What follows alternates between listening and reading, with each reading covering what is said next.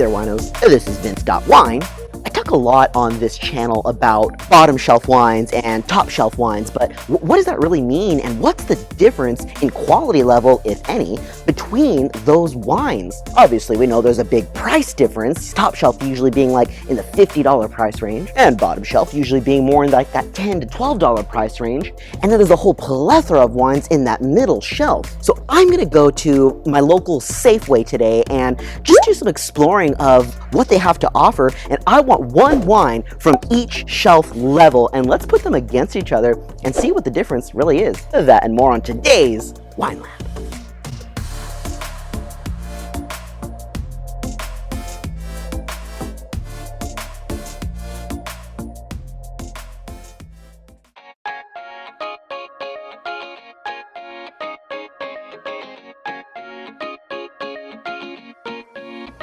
Okay, so I am heading towards the cab section because I think that's going to be the easiest for me to sort of distinguish between quality levels here. So at the very top shelf, I kind of want to find something in about that $30 price range. I don't want to go overboard here, and I see Justin, and that is probably one of the more popular brands that, or producers that I've been aware of. It's a Paso Robles Cabernet Sauvignon 2018. So now I kind of want to find something pretty comparable. If I can find a mid-shelf Paso Cab, that would work out really well. Bonus points if it's a 2018 also, and this is the Josh, and sure enough, it is in the $15 price range, and it's a Reserve Cab from Paso Robles. So that is actually going to work out perfectly. And lastly, I want to head down to the bottom shelf. I don't want to go overboard. You can see these prices go all the way down to like $3, $2. So I do want to try to find the most quality bottom shelf possible. And I do see Concannon here, and Concannon is a fairly popular producer with quality wines. And here we go, Paso Robles Cab Sauv 2018. So we are in great shape. Okay, we got 3 cabs. Let's get out of here. Okay, we are back, and I've got all 3 wines poured out and ready to taste. Now, the whole idea here is that I don't come into this with any preconceived notions. I don't want to make any assumptions about the quality level based alone on price range or maybe clout of that producer. So I want to approach them in a blind tasting and see exactly what these wines have to offer. Let's get started. Okay, I've got these 3 here, and this is not necessarily the order of the wines as far as where the bottles are placed. My manager poured these wines out for me, and in case you're wondering why the corks aren't open, I used the Coravin device on here just so I didn't have to open all 3 bottles right away. Okay, I want to go with some semblance of lightest to heaviest, so I'm going to probably try to go from actually C to A over here. So I'll start with number C.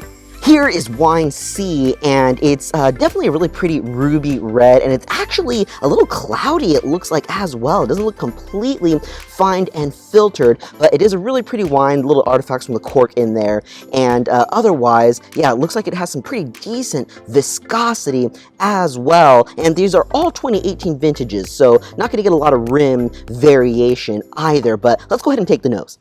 Okay, so first things... Got a little excited. Okay, so first things first, this is not screaming out of the nose. And right away, the first thing that I always get on Paso Robles wines is that sort of limestone terroir, and I'm getting that in this wine. So the fact that it is sort of a terroir-driven wine tells me that this may be of higher quality. Yeah, besides that, I'm getting a little bit of sort of that classic blackcurrant and cassis sort of cab nose. Not too much more. Let's take the palate. First things first, number C, you are delicious. This is actually a really yummy wine. It's going to be pretty medium bodied. It's not going to be a super gripping wine on tannin. It's not particularly full and present on the palate either, but the finish is fairly decent, and I'll say that that finish is very much a youthfulness in the fruitiness, almost to that jammy consistency, even though this is a cab, but that's going to be due to that 2018 vintage. Besides that, I'm not getting a whole lot of complexity, but I still hold true to that limestone terroir. There is that sort of dusty stone, bright limestone in there, and that's actually really inviting. A little bit of hay as well. And just the slightest kiss of oak, but not overly oaked, and maybe just a teensy-weensy little touch of residual sugar. Okay, C is actually a perfectly drinkable wine. I really do find that people-pleasing, if not simple, but otherwise very approachable. I don't want to make any judgments yet. Let's move on to B. Okay, so wine B is much brighter and it's much more clear. You can see that is very refined. I could probably read a book right through that. As far as the viscosity, it's about the same. And another thing is the color on this has those sort of magenta tones. It is ruby red on the outline towards the rim, but towards the bowl, it gets just a kiss of that sort of maybe leading into those more magentas. That's about the only difference so far. Let's get this on the nose. Okay, wine B. Oh, that is stunning. Okay, once again, there is a little bit of that terroir in this glass. Okay, it's bright, fresh fruit and also very stony. I know that's a really similar description, but it is, after all, the same wine growing region. The fruit here is a little bit more dried condition. It's a sort of more rustic style of red fruits. And the stone is almost more gravelly here. Really a pretty wine. Let's get it on the palate. So there's, first of all, much more of an oak presence on here. The weight is much fuller now. We're talking about a more medium plus full-bodied wine, and there's better acidity on this wine as well. Really mouth-watering kind of sensation, and a fair grip of tannin is in this glass as well. So it's a little bit more chewy, and that finish is really long, and it's again that sort of almost jammy condition of fruit and stoniness. There's almost like a savory element to this as well, almost like a little bit of dry roasted herbs or dry roasted peppers. Let's go ahead and jump over to A, and then I'll make some deductions. Okay, now interestingly, this one seems to be the most sort of magenta forward. It is just a little bit more opaque towards the center of the bowl. I'm starting to lose my hand, but only just barely. And otherwise that coloration comes all the way to the rim, and it's a nice ruby kind of magenta. So those little pink hues are sort of in there as well. And again, pretty nice viscosity. Let's move to the nose. I shall volatilize the esters and open up those aromatics. Yeah, that's one thing, to be fair, with Cab, typically they do need a little bit of time to open up. I have corvined these, And so I'm trying to get my swirl on. so that I can get some of those aromatics out. Whew, so right away on the nose, this one easily has the most beautiful nose, just jumping out of the glass. This one has definitely a little bit more oak presence on there. There's sort of that almost like hazelnut kind of thing happening, maybe a little vanilla in there too.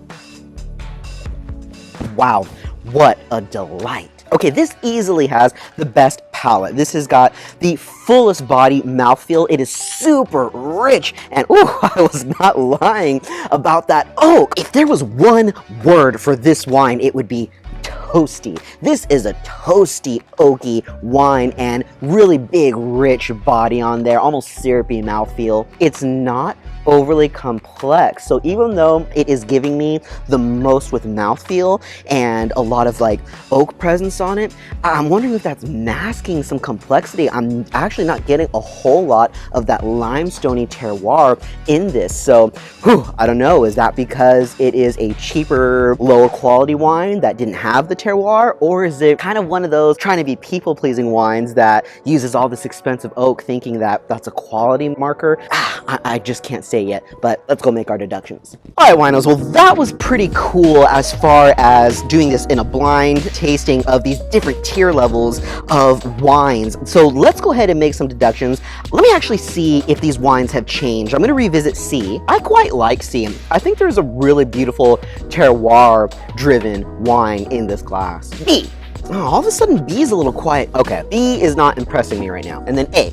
A is good. Here's what I think. I'm going to say that A is actually our Justin. I think that this is sort of made in that style of wines that reminds me of all of those Dave Finney or Swift style, like that sort of $40 to $50 wine that just has a lot of expensive oak and is not quite as serious as it should be. That's what I'm getting off of wine A. Okay, wine B ended up giving me not very much at all. So I'm going to say that that was in our bottom shelf tier, and that is going to be our Concannon. I think that's where that belongs right here. And wine C. Now, before obviously Wine C is going to be what I'm calling Josh, but Wine C, I just want to say, regardless of where it is, I'm going to be really impressed. I think I'm most impressed with Wine C. I think that it is the most terroir driven. It's giving me the most on the nose, giving me the most complexity. It's giving me a really approachable and savory and delicious mouth feel as well. So easily I should be putting that over here,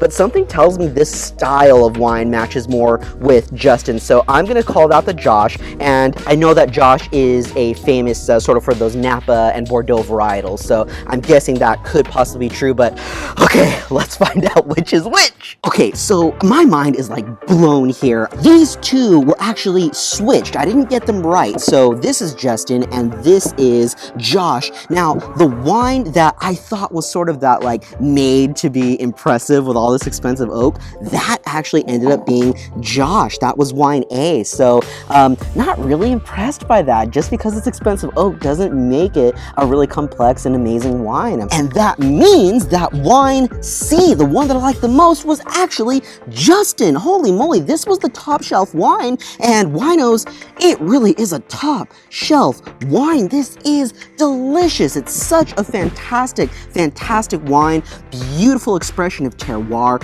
beautiful mouthfeel on there. I am so impressed by Justin, and I kind of, to be honest, used to kind of turn my nose up at the brand because it's such a big brand, but that's why you can't be a wine snob. I'm so glad I did this blind because I have found a new appreciation for Justin. Which means, of course, that Concannon was our bottom tier wine, and I will say that it was still a very approachable, very drinkable wine, but certainly it was the least serious of the wines I tasted today. So the Concannon was wine B, and our winner today is Top Shelf. This is in the sort of $32 price range. The Josh, very approachable. This is going to be for all your friends coming over, and especially at that $20 price range. This is gonna please the most palates. And then if you just need like a wine Wednesday kind of thing, like it's just been a long day and you just need to spend 12 bucks on a wine, Concannon will probably satisfy that need. If you enjoyed what you saw here today, please leave me a like. That helps so much. And don't forget to share this video with your wine friends. And until next time, winos, drink safe and drink well. Cheers.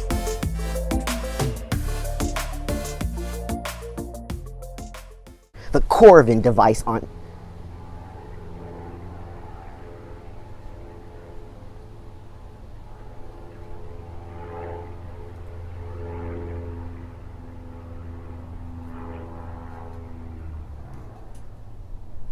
I used the Corvin. That was a lot.